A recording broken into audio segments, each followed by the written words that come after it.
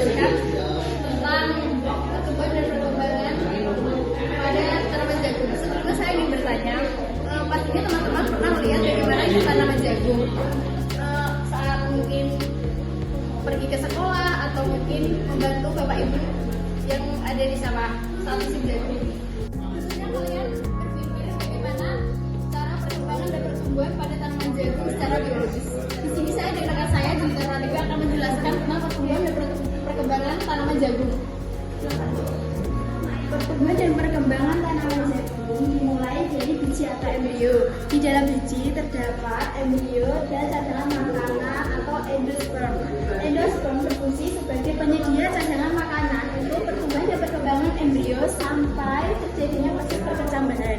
Embrio terdiri atas calon akar radicula, calon daun cotyledon, dan calon batang cauliflorus.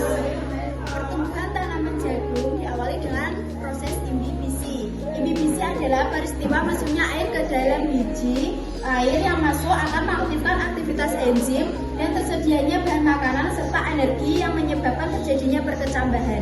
Tanaman jagung termasuk perkecambahan hipogeal karena cotyledon tetap berada di dalam tanah.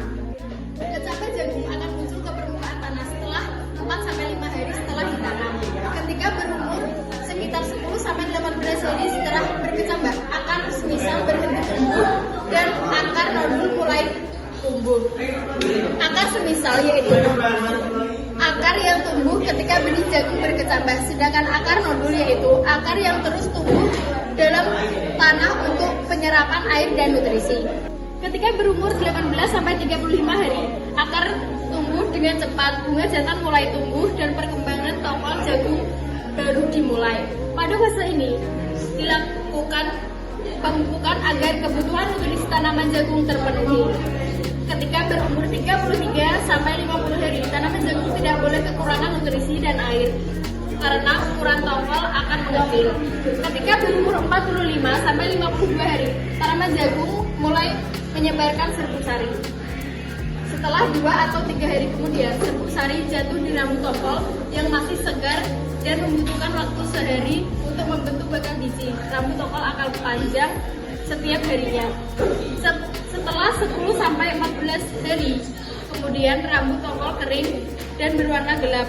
Biji tongkol mulai nampak dan berwarna putih. Setelah 18-22 hari kemudian, biji jagung menurun. Setelah 55-65 hari kemudian, kadar air dalam biji jagung semakin turun dan sudah mengering serta benar-benar keras. Pertumbuhan dan perkembangan jagung tadi dipengaruhi oleh beberapa faktor. Yang pertama, faktor internal. Faktor internal adalah faktor yang berasal dari dalam tubuh tumbuhan itu sendiri. Contohnya gen dan hormon. Gen berfungsi mengatur sintesis enzim untuk mengendalikan proses kimia di dalam sel. Dan adalah keturunan atau sifat-sifat dari hidupnya seperti daun yang berbatang besar atau kecil, daun yang lebar atau sempit, atau buah yang terasa asam atau manis. Gen tersebut juga dipengaruhi oleh kondisi lingkungan sekitar. Jika kondisi lingkungan sekitar memadai dan baik, maka pertumbuhan dan perkembangan tersebut juga baik. Yang kedua, hormon. Hormon mempengaruhi pertumbuhan akar, batang, pucuk, dan pembungaan. Contohnya auksin. Auksin merangsang pemanjangan sel dan pembentukan bunga dan buah.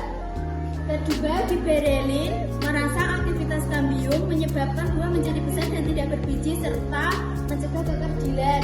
Ketiga, sitokinin berperan dalam pembelahan sel dan menunda pembangunan daun.